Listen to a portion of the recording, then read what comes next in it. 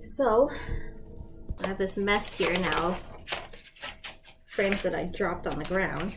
Alright, actually, the next show in our sequence is going to be going in that blank space over there. And this is why. It's because the show is Newsies. Oh my god, I love Newsies. But I did not always love Newsies. You see, most people, I think, who like Newsies loved the movie first, right? The 1992 movie with Christian Bale. I never actually saw that movie. I mean, I have now, but I had not before I saw the show. We were going to see it, honestly, and this is where that whole backstory from earlier comes in. Jess Loprato, who my brother and I went to high school with, he was in my brother's year, but I think I knew him better because I had zero period choir with him. And it was zero period choir instead of the more popular fourth period choir. So it was like you had to be committed, like you got up early to go into school, voluntarily go to school earlier than you had to. So everyone was always like very tired. It was a lot of, like, we would get there early because it wasn't like you had another class beforehand that would be causing you to all arrive around the same time. So people would get there early, we'd be talking and stuff, just hanging out. Anyway, I was in that class with Jess. Because I was an alto, I actually ended up sitting, and he was a boy.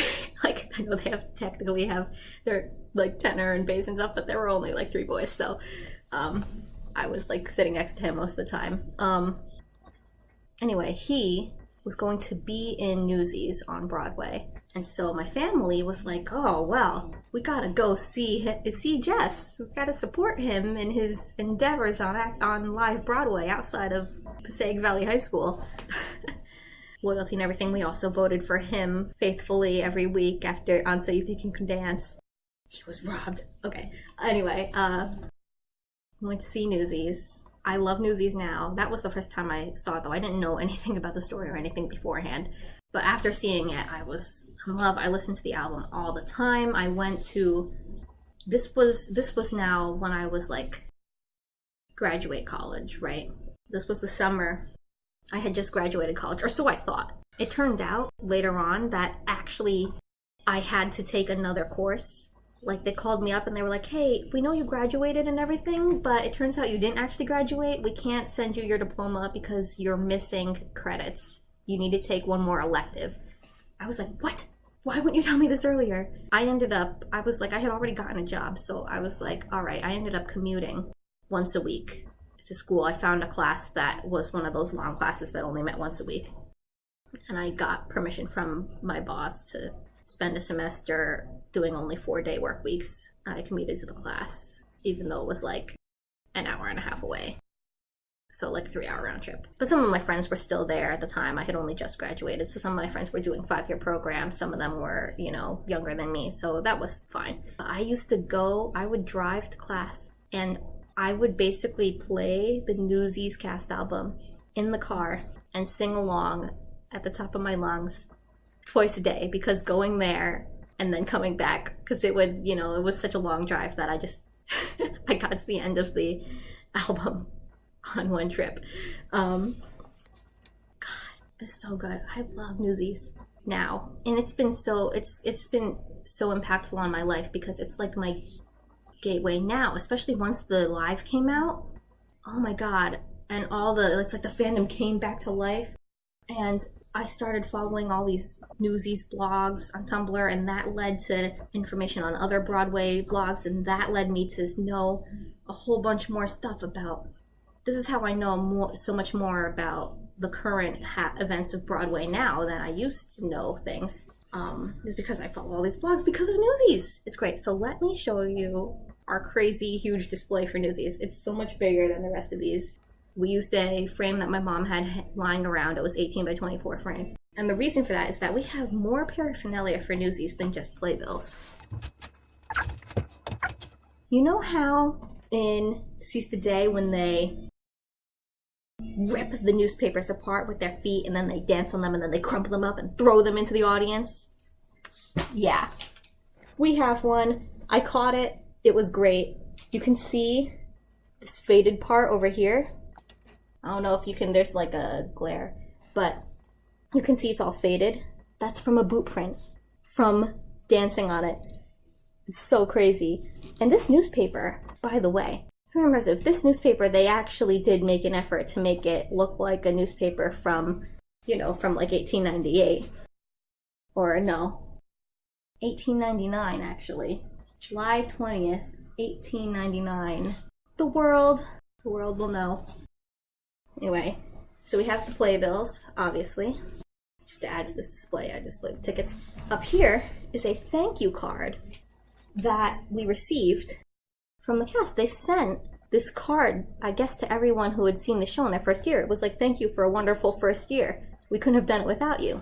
Crazy, right? In this photo, Corey Cott is playing Jack Kelly in the thank you card. But we went to see it while it was Jeremy Jordan. That was the first thing I ever saw Jeremy Jordan in. And I did not know him at the time, so I was not affected by it. Even though now I'm like a huge fan of Jeremy Jordan, and I'm like, oh my god, I saw him on Broadway, but I didn't know to be a fan of him yet then. That was great. Sometimes I like daydream about like what would happen if I went to some sort of Supergirl Comic Con panel and then asked Jeremy Jordan to sign my Newsies playbill. What would happen? They start laughing. Anyway. This was a special display here. This was one of the main reasons. I was like, we should really display all these playbills that we have, especially Newsies. We have that newspaper and it's just sitting there. We should display it. So now we're displaying it. This thing cut my leg up when I was trying to frame that thing. The glass cut my leg. Things I do for love. Okay, let's go back to the small playbills now. We've got... this one's a play. Warhorse. This is another example of me having dropped the frame all over the place. Oops. Sliding out of there is the little insert. Oh my gosh. Look inside here. Advertisement for the Limitless movie. So Warhorse was just a play, obviously not a musical. I shouldn't say just, plays are great. We just prefer musicals in this house. Sorry, plays. Just centering that on there. I'm definitely gonna have to go back and like glass plus these later. The first time I did them, I was wearing gloves to prevent my fingerprints from getting all over them. That's right, my mom told me this Warhorse playbill was thick. She was like, it's hard to get it in. There we go. Saw this with my cousin and with my, you know, my mom and everyone. God, it was so depressing. Holy shit, it was depressing. I mean, you know, the puppetry was amazing, the gigantic horse puppet, all that stuff, but like, oh my god, war stories are just the worst, aren't they? I shouldn't say that. There's loads of, you know, I'm sorry to everyone who loves war stories. I'm just like, oh my god. Freaking depressing. You know what's another play that we saw around the same time period that we do not have a playbill for? But do we really want to remember it? I'm sorry, I should say that. August, Osage County. Oh my god. After that show, we all were just like, I'm dead inside. Like, completely listless. What's even the point? When they made a movie years later... Wait, okay, it wasn't around that same time because the movie came out... Anyway, but when we saw it, oh my god, we were like... When the movie came out years later, I was like, they're making a movie of August, Osage County. So depressing. But the movie was actually not as depressing as the play was. You can believe that if you've seen the movie and you haven't seen the play. Take note, the play was somehow more depressing. Dear God. We don't have the playbill for that. But I thought I'd share with you that we went to see it. And that it was horrifying. I mean, it was a great job by all the actors. They were amazing. But holy shit. Anyway. Alright. Here we go. Also in pieces. I'm just gonna put this into this frame first. Sorry about my clumsiness.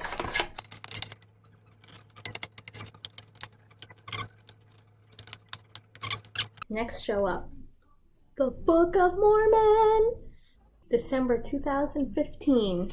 It took us years to see this show because, let's be honest, there was no way we were gonna see it at first. The tickets were like $600. we finally ended up seeing this. It was so great. And this is here's something I did not realize until we just watched the Tonys, actually. My mom said something. She was like, oh, him. He's the one we saw in Book of Mormon. I was like, what? Gavin Creel. We saw Book of Mormon with Gavin Creel playing Elder Price. I was like, I've seen all these videos of Gavin Creel doing stuff, and I didn't remember him being the same guy, but that's probably because he, like, you know, in all these later videos, he has this mustache, he just looks older in general. In Book of Mormon, they somehow managed to look like teenagers. So, but this was so great. Seriously. It was like, going in, I was like, but I don't really care about Mormons or religion at all. And I'm not, people keep saying it's super crude, I don't know, but I still want to see it because supposedly it's really good. And I did listen to the cast album shortly beforehand, and I was like, this is really, you know, this is great, this is really funny, but there were a lot of things. You know what, this is one of those shows where some shows you can listen to the cast album and just get the entire thing. Book of Mormon had a lot of little things that were not on the cast album when I went to see it. They had a lot of like tiny little reprises and things like that were not on the cast album. And it was so great. It was so deep. It added a whole new level that you don't get just from listening to the cast album to see the full show. To really appreciate this journey that the characters go on and rediscovering, reinventing redefining what faith means to them and stuff like that. I was like, you know, I mentioned to someone later, I was like, oh, I love Book of Mormon. They were like, oh, it was so terrible, it was insult, whatever. And I was like, no, listen, I would honestly argue that Book of Mormon is a pro-faith show. Because it is. It's just, you know, a different kind of faith. It's not so much organized religion. It's kind of, it pokes fun at organized religion, but faith itself is, I'm not, you know, I don't have any religion really, but respect. Okay, so next up we have Once. This is also a show that my parents went to see without my brother and I.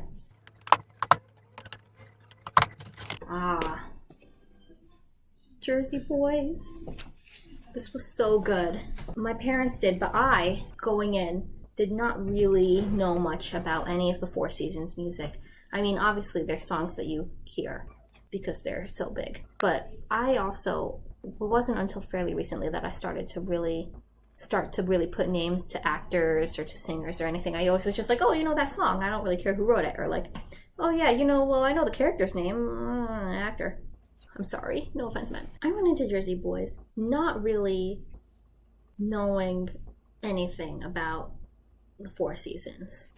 And I mean, I had a friend who really loved them, but I didn't really know much at all. But this show was so good.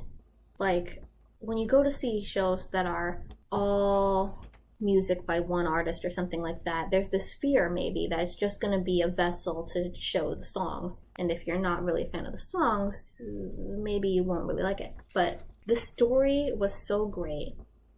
You don't necessarily have to be a fan of the show, of the songs beforehand to really appreciate it. And of course it helps that they're so well known that you recognize them when you hear them, and you understand like how big these became, because you're like, whoa, this is that song. I know that song. Everyone knows that song. That was them. That was me. I know, I'm sorry. Sacrilege. Most people probably know that it was them already. But things like that. And oh my God. Can I tell you, there was this scene where he turned around and started singing, and they revealed what song they were talking about or something. And everyone cried. Everyone cried. I was crying. The entire audience was crying. It was so powerful. Also, being from Jersey myself, I remember they had this line.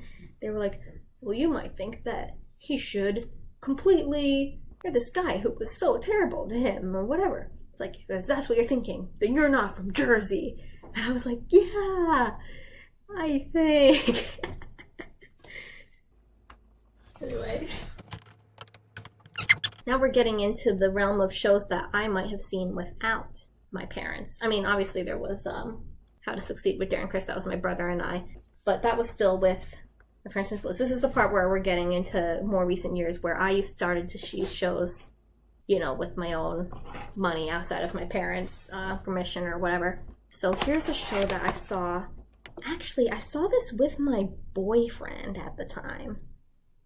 Although he wasn't my boyfriend yet. It was that's a whole other story. But I went to see A Gentleman's Guide to Love and Murder. This show was so funny. It's also super British. That's how I describe it to people sometimes. I'm like, it's super British. But it's so great. I love me a good murder mystery. Being a fan of Detective Conan, still, all these years later, I just really like this whole thing. More love than I was expecting. I kind of thought the love and murder thing was just sort of like a joke, but there was more love in the show than I was expecting. I was expecting it to be only murder. But it was really good. Really great. This was 2013. That long ago. Wow.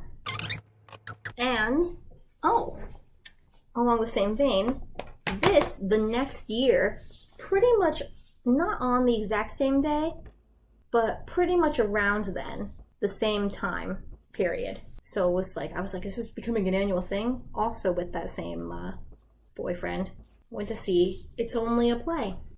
This was a play, obviously. Had a lot of really big name actors. I don't remember all of them because I'm terrible.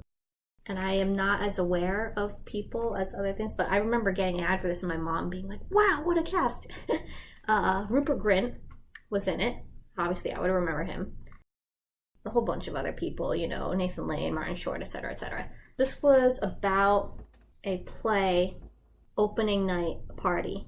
And all the main people who were in this play were all hanging out in the coat room kind of anxiously awaiting the reviews. And then actually, well, maybe I shouldn't say, but they actually kind of, in a way, had like a two ending thing going on. You'll understand that if you see it. Actually, you can't see it anymore because it's not on anymore. I wonder if they recorded it. Okay, well, in light of the fact that I don't know if this would be a spoiler anymore because I don't know if it's out anymore, and it was a couple years ago. December 2014, it says I saw this. So they were waiting for the reviews and arguing and freaking out, and at the very end of Act 1, they revealed the reviews came. Oh, they're good reviews. And then Act 2 starts, and it's like, the reviews are coming in. They're bad reviews. So then it was like fallout of them all yelling at each other because of the bad reviews. But it was great. And there were a lot of Broadway jokes in this play because the idea was that cast members and such from other shows had come to see their show. And they were never on stage because they were hanging out in the coat room, remember? But they kept making mentions of them, jokes about them, about the coats. At one point they came in with like a child-sized coat and they were like, oh my god, Daniel Radcliffe is here. Or there was some noise. They were like, what's going on? And look, there's a bunch of kids throwing snowballs out the window. Duh, it's the little brats from Matilda. I can't understand anything they're saying. Anyway, I felt kind of bad for like guy. I was like, he probably thought I wanted to see this because he knows that I really like Harry Potter and that Rupert Grint is in this. It's like, I was like, God, he probably is not getting any of these jokes. I didn't even get most of them. I could tell they were jokes. But like I said, I'm not actually very educated on a lot of the history of Broadway, a lot of the greats, you know, from before. I'm only really kind of more up on just the current stuff because of Newsies, following all those Broadway blogs because I started following Newsies blogs. Anyway, It's Only a Play. These that I saw are going to be coming with me if I ever leave this house. That would be a miracle, though, because I'd have to be financially independent first. Allegiance. I first heard of Allegiance at Elsie Fest. Oh, shirt. With Lea Salonga. We went to see it not very long later. My cousin had known about it for a while, and she really wanted to see it. Because she is very interested in all that stuff. In fact, I remember her vaguely mentioning once, years back, something about, like, oh, I auditioned for a show that was dealing with the Japanese internment camps, but she was a little too, like, she was kind of like someone that maybe would come later because she is both part Jewish and part Japanese. And they were like, oh, so you would maybe be a couple of generations down the line. We saw Allegiance. We actually saw it when it was still in previews. So they gave us little surveys to fill out after Act 1 and after the show entirely about what our thoughts were, which was pretty cool. The stuff they might want to change in the future, I guess. Allegiance, if you don't know, Allegiance is like about the Japanese American internment camps during World War II. And I remember coming out of it like, you know, we don't ever talk about this stuff. Not in America, at least. Because we like to pretend that we didn't do anything, we never did anything wrong. So in history class, when we learn about World War II, we always focus so much on how bad the other side was, how terrible the Holocaust was. And it was terrible. It was terrible. I'm not saying it wasn't terrible. It was awful and worse than this, undoubtedly. But we like to pretend that the internment camps weren't really that bad. We're like, there will be like maybe 2 lines in the history book that says something like, oh, and also during this time, a bunch of many Japanese American citizens were relocated for safety. Like, watching this show, it really, like, you get a new appreciation for how terrible it was. And I had never even really thought about this much, even though the reason my cousin's so into this, like, our grandfather was interned. He was about the age of Sammy, the main character in Allegiance, when he was in an internment camp. And he, like Sammy, ended up sort of joining the war effort, not joining the army the way that Sammy did in the show, but he joined like the CIA or something and worked as a translator during the war. This was all stuff that I did not find out for years, and my father and his brother did not find out for years until way after he was retired. And they never really found out any details about it. I mean, this is something no one knows much about. I saw Allegiance again fairly recently because they recorded it and they were playing it in theaters. And I went to see it, and they had, after the show, this thing with the actors and with George Takei and the directors and everyone, and they were talking about how no one really knows anything about it anymore because people who went through the experience didn't really ever talk about it to anyone, to their family members, to their children. They never talked about it, and now they can't talk about it because they're all dead. Like, it was a real eye-opener. It was really crazy, and a bunch of my friends went to see the show because a lot of my friends happen to be Asian. I think I'm the only one that's, in a way, that's at least partially Japanese. I'm only a quarter Japanese, by the way. A lot of them are more into Asian American issues and things like that than I am, and I went to see Allegiance. It's harsh. I think the thing about Allegiance, I remember writing on the survey, they were like, what did you think of the show? And there were like different options, and one of the options was like, too sad. I was like, too sad. I mean, it's important storytelling. But I did think almost what makes it so sad is not necessarily the situation. Obviously the situation is horrible and very depressing, but there are so many instances during this show where people get so close and then stuff happens and they fail. Like the moment that these two start to reconcile, cut away, or the moment that this person is finally about to start doing something, who makes the decision to do something, and it's like so much waste, so much time, years and years and years go past. They cause this rift that can never be repaired between these people. I mean, it makes me think of a line I read in an Iron Man fanfic once. They were talking about, this generation that had gone through World War II. And he said, like, what did the war do to you? What did the war do that turned all of you into this, that broke all of you like this? In such a permanent way. It's very sobering. It's not like I just wanna give up and collapse like August Osage County. But it's a very important show, I think, and it's really good. Alright, enough of this angst. Let's hang this up and move on. This video's getting so long, oh my god.